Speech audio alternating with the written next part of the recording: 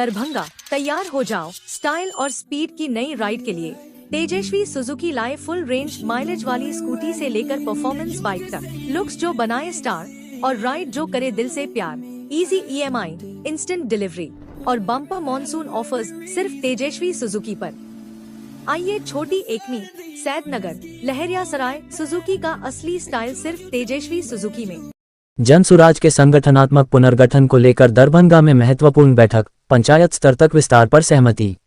Darbhanga Jan Suraaj party की राष्ट्रीय परिषद के निर्देशानुसार बिहार प्रदेश की सभी जिला, प्रखंड एवं पंचायत इकाइयों के पुनर्गठन के उद्देश्य से शनिवार 10 जनवरी 2026 को जन सुराज पार्टी के दरभंगा जिला कार्यालय में एक संगठनात्मक बैठक का आयोजन किया गया। बैठक की अध्यक्षता कार्यवाहक जिला अध्यक्ष आमिर हैदर ने की। बैठक में प्रदेश अध्यक्ष मनोज भारती एवं अरविंद ठाकुर ने पर्यवेक्षक की भूमिका निभाई। इस दौरान संगठन के विस्तार, कार्यप्रणाली को सुदृढ़ करने तथा आगामी रणनीति पर विस्तार से चर्चा की गई।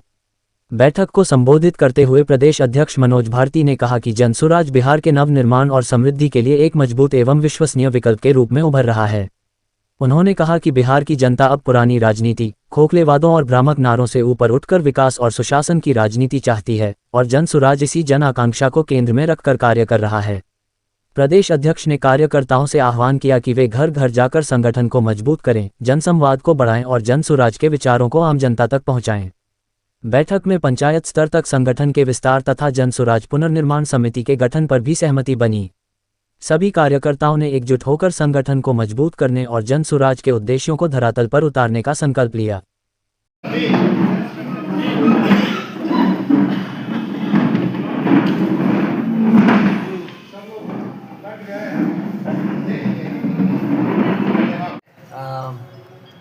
चुनाव के बाद पहली बार दरभंगा आ रहा हूं और मेरे आने का जो उद्देश्य है वो दरभंगा ज़िले में संगठन की स्थिति के बारे में जानना और संगठन को मजबूत करने के लिए जो करना है उसके बारे में अपने कार्यकर्ताओं से, पदाधिकारियों से, सारे के सारे उम्मीदवारों से इस बात की चर्चा करना और आगे की रास्ते को तय करना। चुनाव के नतीजों में आप सबने देखा कि जन सुराज ने अप्रत्याशित ढंग से नतीजे पाए, जिसको लेकर तरह तरह के अनुमान लगाए गए कि उसके कारण क्या थे। अब तक तो सब लोगों को मालूम है कि चुनाव में हार के क्या कारण थे। उसमें कुछ आंतरिक थे, कुछ बाह्य थे। जो एक्सटर्नल रीजंस थे वो एक दूसरी प्रक्रिया है, लेकिन जो आंतरिक कारण थे, संगठन में कमज़ोरी, संगठन में गांव और बूथ लेवल पे हमारे पदाधिकारियों का सही समय पर नहीं होना और जो प्रक्रिया थी चुनाव की, हमारे उम्मीदवारों को चुनने की, उनको समय देने की, इन सब के कारण जो एक वातावरण बना उससे हमें बहुत ज़्यादा नुकसान हुआ। अब चुनाव के बाद हमारे पास समय भी है और अब ज़रूरत भी है कि हम गांव के स्तर से लेकर अपनी पार्टी को फिर से खड़ा करें। उसके लिए बातचीत जो होनी है उसके लिए हम यहाँ आए हैं। तो क्या अब नए सिरे से आपकी यहाँ पे पार्टी की जो कमेटी है, जो लोग हैं, क्या नए सिरे से चुने जाएंगे?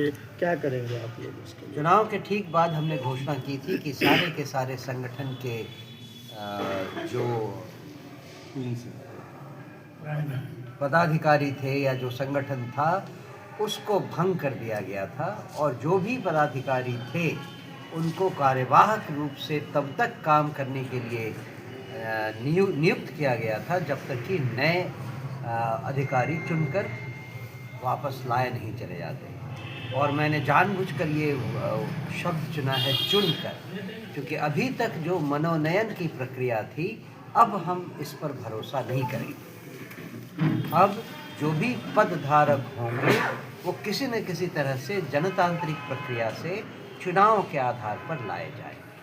तो आप लोग ये जो चुनाव गुजरा उसमें जो परिणाम आए उसको क्या मानते हैं? आप लोग अपने पार्टी की आंतरिक कमजोरी मानते हैं या फिर विपक्ष की तरह जो और भी विपक्ष के दल हैं जो उनका आरोप है कि चुनाव में जो है वोट की चोरी हुई वगैरह वगैरह, उसको कैसे देखते हैं आप? मैंने आपसे पहले ही कहा कि चुनाव के कई कारण थे, जिसमें कुछ बाह्य एक्सटर्नल रीजंस थे, कुछ इंटरनल रीजंस थे। तो आंतरिक कारणों के बारे में तो अभी हमने चर्चा की। एक्सटर्नल रीजंस में फिर से दो तरीकों में आप इन्हें बांट सकते हैं। एक वो एक्सटर्नल रीजंस जिस पर हम कुछ ज़्यादा कर नहीं सकते। क्या? एनडीए और उनके कुछ लोगों ने ये अफवाह फैलाई और लोगों में ये बात आई कि अगर उन्होंने अपना वोट कहीं और दिया तो जंगल राज वापस आ जाएगा। ये इस नैरेटिव को लोग ही बदल सकते हैं, उनको हम समझा सकते हैं, जो काम हमने पिछले 1 साल से किया, लेकिन उस पर कुछ और ऐसा रीज़न नहीं है जिस पर हम कुछ कमेंट करें।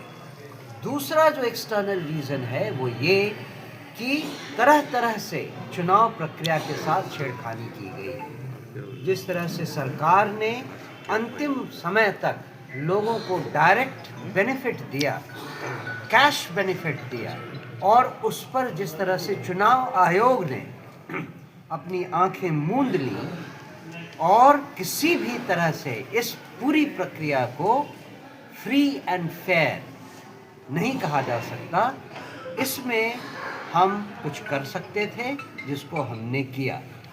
हमने सुप्रीम कोर्ट में एक रिट फाइल किया हुआ है, जिसका संज्ञान सुप्रीम कोर्ट छुट्टियों के बाद लेगी। जब से सुप्रीम कोर्ट फिर बैठेगी, वो रिट पिटीशन फाइल कर दिया गया है हमारी पार्टी की तरफ से, और हम सोच रहे हैं कि सुप्रीम कोर्ट इस पर जरूर संज्ञान लेकर अपना निर्णय सुनाएगी। आपके एक्सटर्नल रीजन में क्या वोट चोरी का मामला भी है? जैसा हमने कहा, एक्सटर्नल रीजंस को मैंने एक तरह से आपको एक्सप्लेन किया है। वो अपने आप में वोट चोरी का मामला है। वोट जिस तरह से खरीदे गए, वो एक तरह से गणतांत्रिक प्रक्रिया से वोटों की चोरी की गई। दूसरी, जिसको बाकी राजनीतिक दल भी कहते हैं कि वो SIR, स्पेशल इंटेंसिव रिपोर्ट, और जो भी कहते हैं उसको, वो और उसके साथ जो उम्मीदवारों की लिस्ट के साथ छेड़खानी की गई, उसे बहुत सारे लोग वोट चोरी का नाम दे रहे हैं। वोट चोरी इसलिए भी है क्योंकि लेजिटिमेटली जिन लोगों को वोट करना चाहिए था, उन्हें वोट करने की इजाज़त नहीं मिली। ये एक ऐसा अपराध है जिसके लिए हर कोई पूरे सत्तारूढ़ दल में और इस पूरे प्रक्रिया में शामिल है, और हम इसके खिलाफ सुप्रीम कोर्ट में अपने दलीलों में ज़रूर मेंशन करेंगे। आने वाले इसी साल में पंचायत चुनाव भी होने हैं बिहार में। क्या पंचायत चुनाव को लेकर के आपकी पार्टी कुछ सोच रही है? पंचायत चुनाव पार्टीगत नहीं होते हैं, लेकिन ठीक है, लेकिन हमारे जो कार्यकर्ता ज़मीन से उठकर आगे आए हैं, जो ग्राम पंचायत में हैं, जो डिफरेंट वार्ड में हैं, जो डिफरेंट बूथ पर हैं, उन सब को ये फ्रीडम दी जाएगी कि वो इन चुनाव में बढ़ चढ़कर हिस्सा लें और पंचायत राज में जनसुराज से आए हुए प्रतिनिधि चुनकर आए, जिससे कि जनता को ये विश्वास दिलाया जा सके कि जब जनसुराज आएगा, जब जनसुराज की सरकार आएगी, तो बिहार कैसे बदलेगा, उसकी झलक दिखाना ज़रूरी है। ठीक है। आए हैं मनोज भाटी जी। तो चुनाव के पहले जो संगठन बना हुआ था, उसको सारे संगठन प्रदेश से लेकर के जितने भी संगठन थे, जिला स्तरीय या प्रखंड स्तरीय, सभी को भंग कर दिया गया, और फिर नए सिरे से संगठन की जो है सो संरचना को तैयार करने के लिए, उसको बेहतर बनाने के लिए ये मीटिंग चल रही है। उसी के समय पर आए। और किस तरह का इलेक्शन चुनाव में तो आप लोग का पार्टी का कहीं सीट नहीं मिला, और पंचायत चुनाव में क्या स्थिति रहेगी? पंचायत चुनाव में क्या आप लोग का भागीदारी रहेगी? देखिए, पंचायत चुनाव में जो स्थिति रहेगी उसका समय आने पर, अभी तो समय है, 1 साल तो बचा हुआ है, अक्टूबर में जाकर के होगा, उसमें प्रयास की जाएगी जमीनी स्तर से, और वहाँ से फिर जनसुराज को जो है सो आगे की ओर उभारने का प्रयास किया जाएगा। यह बैठक पूरे जिला की हो रही है या विधानसभा में हो रही है? नहीं, ये पूरे जिला की हो रही है। दरभंगा जिला में जो है सो चुनाव के बाद पहली बार जो है सो मनोज भारती जी यहाँ आए हैं, और जितने भी हमारे जिला अध्यक्ष थे या प्रखंड अध्यक्ष थे, जो भी पद पर थे, हमने तो पहले ही अपने जो है सो सारे पदों से इस्तीफा दे दिया था। उसके बाद जाकर के सारे जो इतने भी पद पर थे उनको भंग कर दिया गया है। अब नए सिरे से जो है सो फिर से संगठन की जो है सो संरचना की जाए। अपना परिचय दे दीजिए। जी, मेरा नाम सुदर्शन कुमार है, मैं एडवोकेट हूँ और जनसुराज के संस्थापक सदस्य हूँ। फरोगे उर्दू सेमिनार व मुशायरा कार्यशाला का हुआ आयोजन। प्रेक्षागृह दरभंगा में उर्दू निदेशालय, मंत्रिमंडल सचिवालय पटना तथा जिला प्रशासन दरभंगा के तत्वाधान में फरोगे उर्दू सेमिनार व मुशायरा कार्यशाला का आयोजन किया गया। कार्यक्रम का उद्घाटन जिलाधिकारी दरभंगा श्री कौशल कुमार, उप विकास आयुक्त श्री स्वप्निल, प्रभारी पदाधिकारी जिला उर्दू कोषांग श्री आनंद कुमार, प्रो मुश्ताक अहमद प्राचार्य CM college Darbhanga, prof Faiz Ahmad Maulana Azad national Urdu university Darbhanga, doctor Manzar Suleman के द्वारा शमा रोशन कर किया गया। कार्यक्रम के दौरान जिला उर्दू नामा का विमोचन किया गया। जिलाधिकारी ने उर्दू भाषा के विकास के लिए उर्दू निदेशालय, मंत्रिमंडल सचिवालय विभाग, बिहार सरकार द्वारा आयोजित कार्यशाला सह मुशायरा कार्यक्रम में बढ़ चढ़कर भाग लेने के लिए सभी उर्दू प्रेमियों का हार्दिक अभिनंदन किए। जिलाधिकारी ने कहा कि मुझे अत्यंत प्रसन्नता हो रही है कि मंत्रिमंडल सचिवालय विभाग, उर्दू निदेशालय के निर्देशानुसार जिला उर्दू भाषा कोषांग दरभंगा समाहरणालय के तत्वावधान में हर वर्ष की भांति इस वर्ष भी फरोगे उर्दू सेमिनार, जिला स्तरीय कार्यशाला एवं मुशायरे का भव्य आयोजन किया गया है। यह आयोजन केवल एक कार्यक्रम नहीं बल्कि उर्दू भाषा की उस जीवंत परंपरा का उत्सव है जो प्रेम, सौहार्द और मानवीय संवेदनाओं को शब्दों की मिठास में पिरोती है। उर्दू बिहार सरकार की द्वितीय राज्यभाषा होने के साथ साथ हमारी साझा तहजीब की मधुर अभिव्यक्ति भी है। इसकी भाषा में शालीनता है, लहजे में मिठास है और भावों में अपनापन है। इसी कारण उर्दू ने सदियों से लोगों के दिलों को जोड़े रखा है। इसके विकास एवं संरक्षण के लिए बिहार सरकार पुनर्तः प्रतिबद्ध है और जिला उर्दू भाषा कोषांग के माध्यम से प्रत्येक जिले में उर्दू भाषा के उत्थान के लिए निरंतर एवं सार्थक प्रयास किए जा रहे हैं। दरभंगा जिला ऐतिहासिक रूप से उर्दू अदब, शायरी और तहजीब का एक महत्वपूर्ण केंद्र रहा है। यहाँ उर्दू से प्रेम करने वालों की एक बड़ी संख्या है जो इस भाषा को केवल बोलते ही नहीं बल्कि अपने जीवन का हिस्सा मानते हैं। उन्होंने कहा कि उर्दू भाषा की मिठास, उसकी लोकप्रियता और उसकी व्यापक स्वीकार्यता को प्रसिद्ध शायर दाग देहलवी ने इन शब्दों में अत्यंत सुंदर ढंग से अभिव्यक्त किया है। उन्होंने कहा कि आज के इस गरिमा में अवसर पर उपस्थित सभी उर्दू शिक्षकों, विद्वानों एवं कवियों का मैं हृदय से अभिनंदन करता हूं और यह आशा करता हूं कि यह आयोजन उर्दू भाषा के प्रचार प्रसार एवं विकास की दिशा में एक सशक्त और प्रेरणादायक कदम सिद्ध होगा। उन्होंने कहा कि जो उर्दू भाषा में अभिरुचि रखते हैं वे आगे बढ़ाने का काम करें। कार्यशाला में नई पीढ़ी के एक से एक विद्वान अपनी कला का प्रस्तुत कर रहे हैं। उन्होंने कहा कि बिहार इस बात पर गर्व कर सकता है कि उर्दू यहाँ की द्वितीय राज्य भाषा है तथा दरभंगा इस बात पर गर्व कर सकता है कि यहाँ उसके चाहने वाले बहुत हैं। उर्दू के विशिष्ट विद्वानों के व्याख्यान, उर्दू डेलीगेट्स का व्याख्यान, उर्दू भाषा के अन्य विद्वानों का व्याख्यान एवं छात्र छात्राओं ने प्रस्तुति किया। कार्यक्रम का संचालन डॉक्टर मो जसीमुद्दीन उर्दू अनुवादक जिला उर्दू भाषा कोषांग द्वारा किया गया।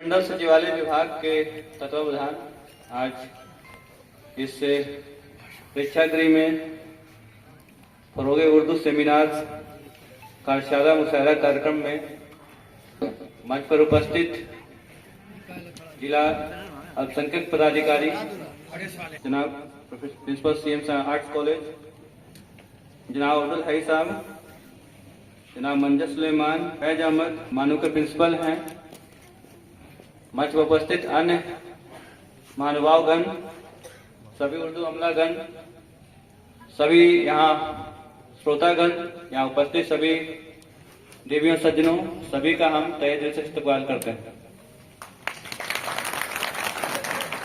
हर वर्ष की भांति मुझे अत्यंत प्रसन्नता हो रही है कि मंत्रिमंडल सचिवालय विभाग के द्वारा उर्दू निदेशालय जो है उसके निर्देशानुसार जिला उर्दू भाषा कोषांग दरभंगा के तत्वावधान हर वर्ष की भांति इस वर्ष भी फरोगे उर्दू सेमिनार, जिला स्तरीय कार्यशाला और मुशायरे का भव्य आयोजन किया गया।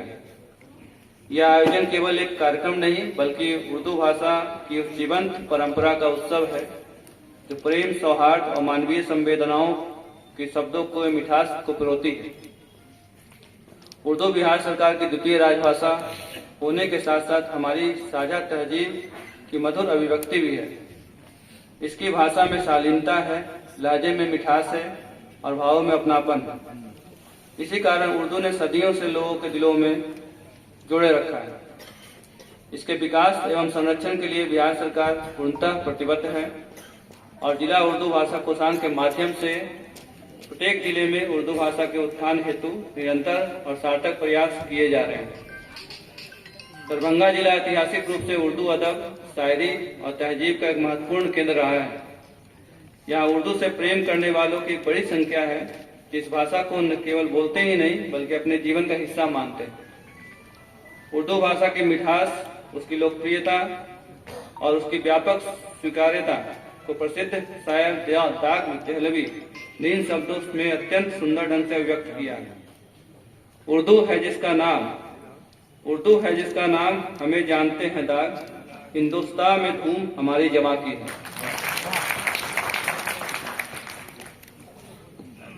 अभी जिला अल्पसंख्यक पदाधिकारी ने बताया कि भाषा अगर नहीं रहेगी तो हमारी संस्कृति सभ्यता भी खत्म हो जाएगी और उर्दू जबान जो है हमारी सभ्यता और संस्कृति को बचाए रखा हुआ है।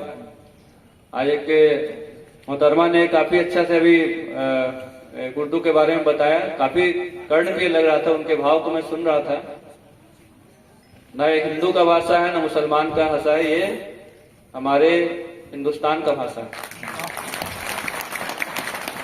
इसलिए उर्दू को किसी मजहबी रंग से नहीं देखा जा सकता, ये सभी दिलों को जोड़ती है। और मैं उर्दू तो नहीं बोलता हूँ लेकिन जितने टाइम अभी संचालक महोदय उर्दू में संचालन कर रहे थे इतना कर्णप्रिय लग रहा था मैं सुनते ही जाऊँ। समय का अभाव नहीं रहता तो मैं दिन भर यहाँ रहता, मुशायरा सुनता और जो सेमिनार होता और जो वाद विवाद प्रतियोगिता होता सब मैं सुनता, लेकिन समय का एक दिक्कत है, इससे हम नहीं ज़्यादा रुक पाएंगे। लेकिन ये जुबान इस तरह के कार्यक्रम मेरा ये 9वां साल है और हर साल जिस भी जिले में रहा हूँ इस कार्यक्रम में मैंने तशरीफ रखा है विदाउट एनी किसी भी गैप किए हुए। हर साल मैंने किया है इसमें तशरीफ। और आज भी जब जिला अल्पसंख्यक पदाधिकारी ने मुझे दावत दिया तो मैंने सहज स्वीकार किया। मुझे लग ही रहा था कि इस तरह का प्रोग्राम 8 महीने में हो गया, अभी तो नहीं हुआ है, कब होगा। तो मैंने बताया तो मुझे अच्छा लगा और मैं इसमें समय की पाबंदियों के बावजूद यहाँ आने को इच्छुक हुआ, यहाँ पे आया हूँ। इसके लिए हम अल्पसंख्यक पदाधिकारी को धन्यवाद देते हैं। और यहाँ उपस्थित सभी जो यहाँ पे अभी जितने गणमान्य व्यक्ति बैठे हैं, जो उर्दू के महान विश्लेषक हैं और उर्दू के काफी प्रकांड विद्वान हैं, आप लोग के समक्ष रहेंगे और अपनी वक्तव्य को बोलेंगे, बताएंगे आप लोग के बीच। बस यही कहेंगे कि ये सब इस तरह का आयोजन केवल एक दिवसीय आयोजन न रह जाए।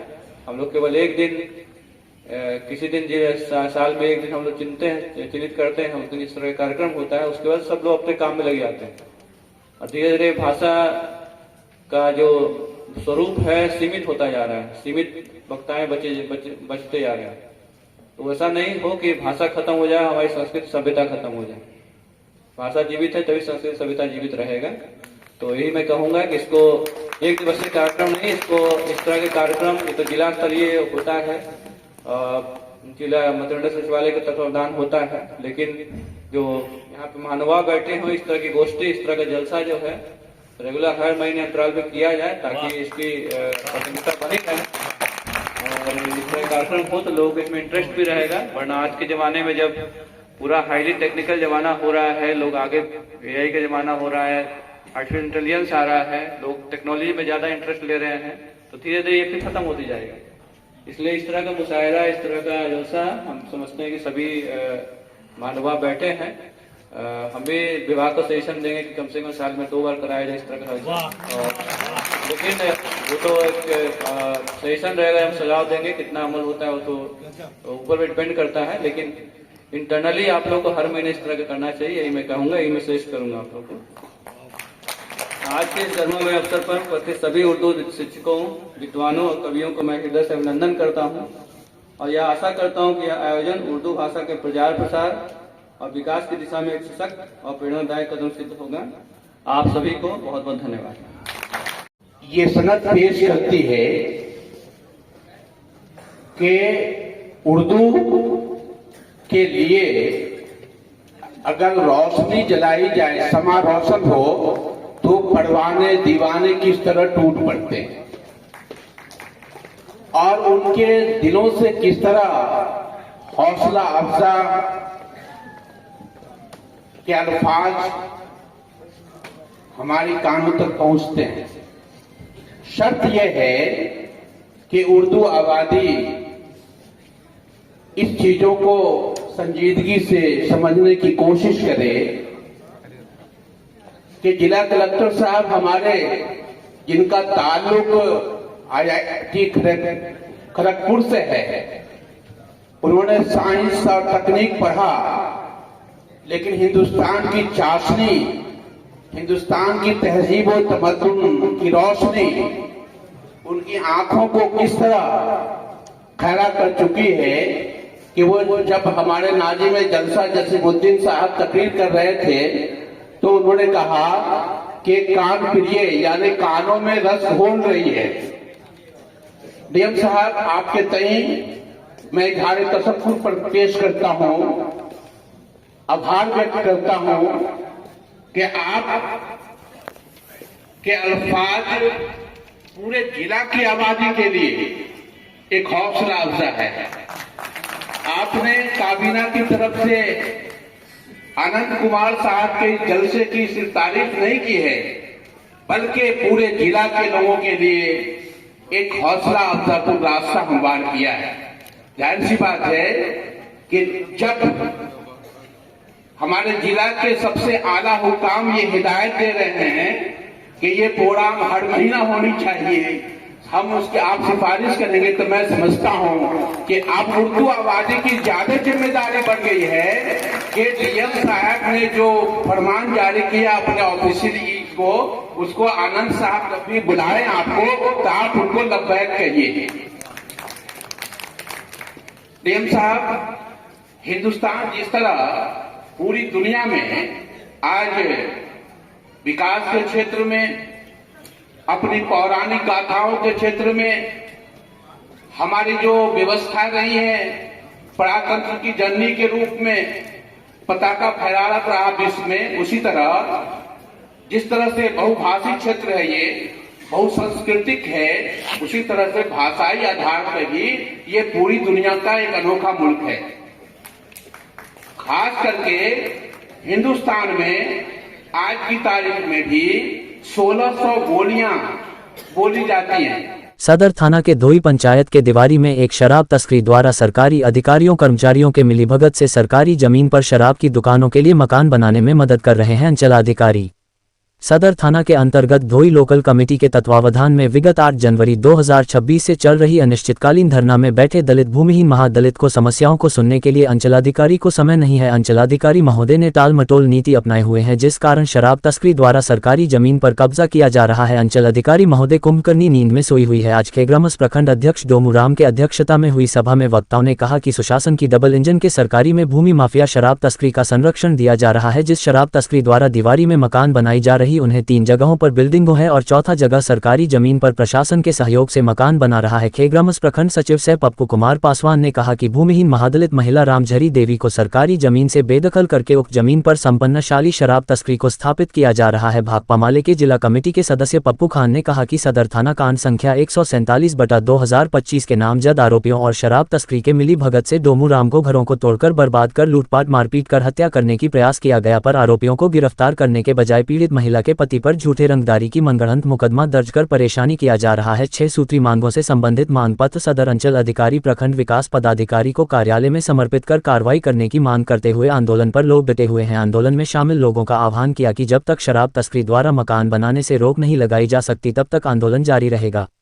सभा को संबोधित करने वाले में लोकल कमेटी सचिव ब्रह्मदेव यादव, देवेंद्र पासवान, राजदीप राम, विनोद यादव, सुरेंद्र यादव, पूनम देवी, सुकनी देवी, रीना देवी, रूबी देवी, आशा देवी, पानवटी देवी, मौज देवी सहित कई अन्य लोग शामिल थे। हम लोग भी उस नापी में गए थे, अंचल से ही नापी हुई थी और एक कोई महतो जी हैं उनके द्वारा गलत फेकू महतो उनके द्वारा गलत तरीके से ज़मीन का खरीदारी करके जो बड़ा शराब माफिया है और उसमें लगभग बाउंड्री जो कर रहा है लगभग 35 से 40 फीट ज़मीन बिहार सरकार की अधिग्रहण कर लिया है। उस बाउंड्री के बाहर डोमू राम बसे हुए हैं और उनको हमेशा कभी पुलिस के सहयोग से, कभी गुंडे के सहयोग से, कभी अपने आप खुद बाहुबल है, पिस्टल लेके लहराता है अपने आप से, इस तरह से डोमू राम को आए दिन प्रताड़ित किया जा रहा है। हम लोग आज यहाँ के सीओ से कहने आए हैं कि डोमू राम के साथ जो अन्याय हो रहा है उस पर आप गंभीरता से उसको लें और उस मामले को हल करें। फेकू महतो के द्वारा जो बिहार सरकार की भूमि को अधिग्रहण किया गया है और डोमू राम को वहाँ से विस्थापित किया जा रहा है, उस पर झूठा मुकदमा कर दिया गया है। इन तमाम मुद्दे को वापस लिया जाए, इसी मांग को लेकर के हम लोगों का आज धरने का तीसरा दिन है। पप्पू खान, इंसाफ मंच, राष्ट्र सचिव। अभी वरीय पुलिस अधीक्षक दरभंगा के निर्देशन में दरभंगा यातायात पुलिस के द्वारा लोहिया चौक, लहेरियासराय टावर चौक, कोर्ट रोड, जिला पदाधिकारी एवं वरीय पुलिस अधीक्षक कार्यालय रोड, लोहिया चौक से बाल सुधार गृह रोड एवं लोहिया चौक से पोलो गेट तक अतिक्रमण मुक्त कराया गया तथा इसका अनुपालन कराने हेतु अपने स्तर से आवश्यक दिशा निर्देश दिए गए।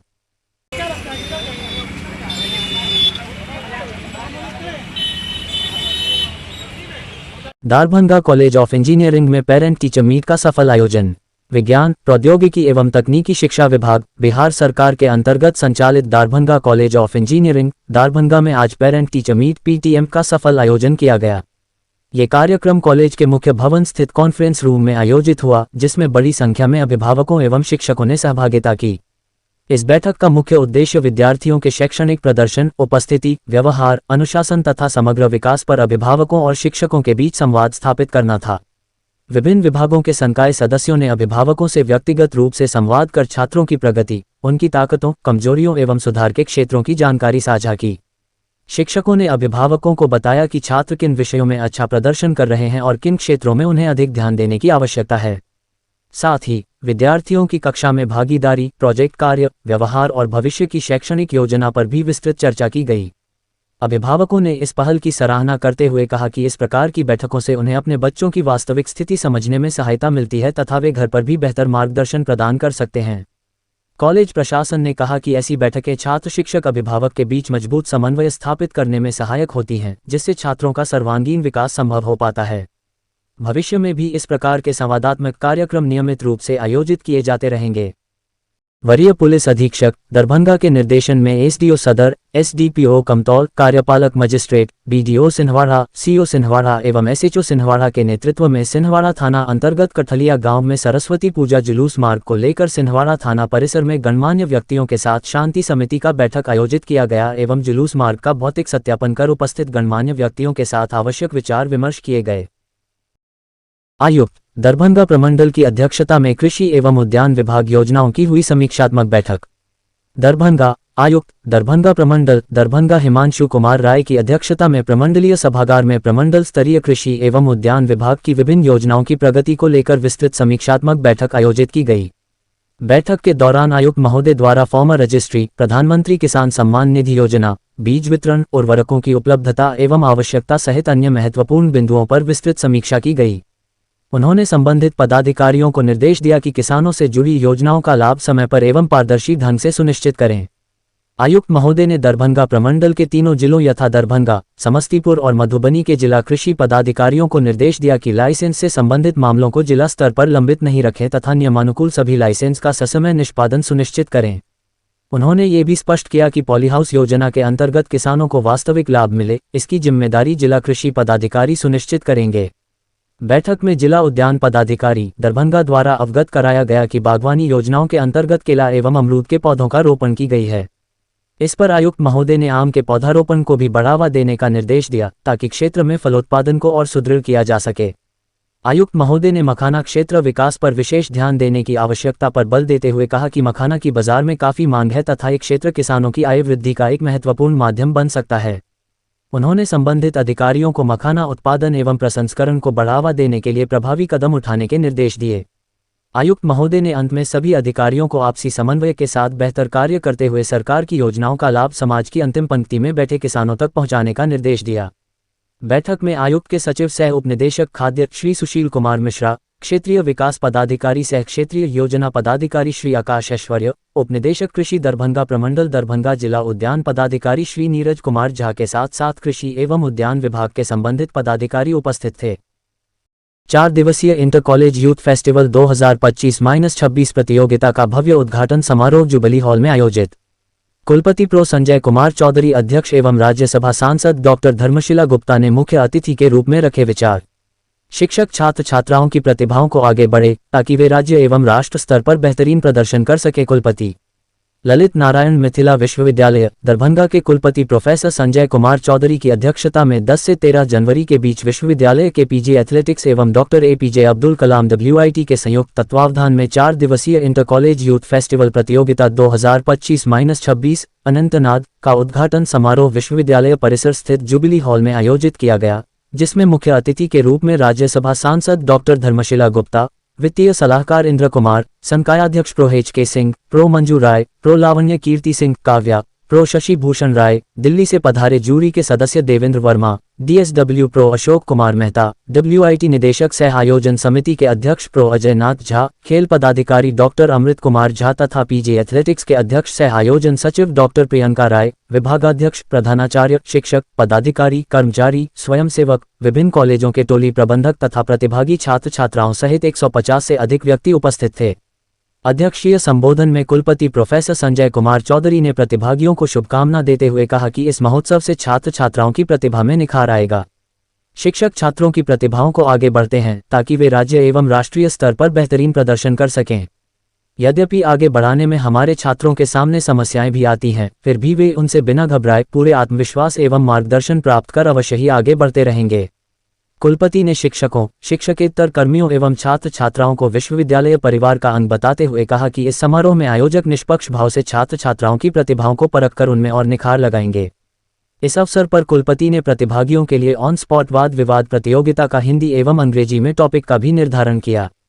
राज्यसभा सांसद डॉक्टर धर्मशिला गुप्ता ने मुख्य अतिथि के रूप में कहा कि युवा अपने जज्बे, क्षमता एवं ऊर्जा के साथ निर्माण कार्य एवं परिवर्तन लाने की क्षमता रखते हैं।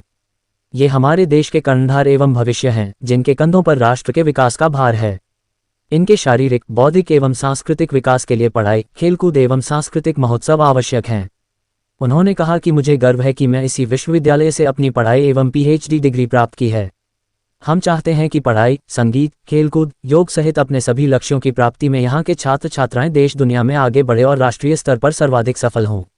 डॉक्टर गुप्ता ने प्रतिभागियों को बधाई देते हुए कहा कि हमारी सरकारें युवाओं एवं छात्राओं के लिए भी कई योजनाएं चल रही हैं। सांसद ने बताया कि मैंने विश्वविद्यालय के WIT को गोद लिया है, जहां अभी जाकर देखूंगी तथा छात्रोपयोगी अन्य विभागों तथा इंफ्रास्ट्रक्चर बढ़ाने का पूरा प्रयास करूंगी। अतिथियों का स्वागत करते हुए PG एथलेटिक्स की अध्यक्ष एवं सचिव डॉक्टर प्रियंका राय ने इस युवा महोत्सव के थीम अनंतनाग को विस्तार से समझाते हुए कहा कि यह युवाओं के जीवन में सृजन, ऊर्जा एवं सफलता की चेतना का संचार करेगा। वहीं धन्यवाद ज्ञापन करते हुए WIT के निदेशक सह आयोजन समिति के अध्यक्ष प्रो अजय नाथ झा ने बताया कि WIT से पहली बार काफी संख्या में छात्राएं युवा महोत्सव में भाग ले रही हैं। हमें उम्मीद है कि छात्राएं अपने हुनर का बेहतरीन ढंग से प्रदर्शन कर सकेंगी। इस अवसर पर पीजी एथलेटिक्स की एक वर्ष की उपलब्धियां से युक्त कैलेंडर का विमोचन किया गया। उद्घाटन समारोह का प्रारंभ दीप प्रज्वलन से हुआ। अतिथियों का स्वागत पाग, चादर, पुष्पगुच्छ तथा मोमेंटो से किया गया। नेहा कुमारी के संचालन में आयोजित समारोह में कुलगीत विश्वविद्यालय संगीत एवं नाटक विभाग के छात्र छात्राओं द्वारा प्रस्तुत किया गया, जबकि समापन सामूहिक राष्ट्रगान से हुआ।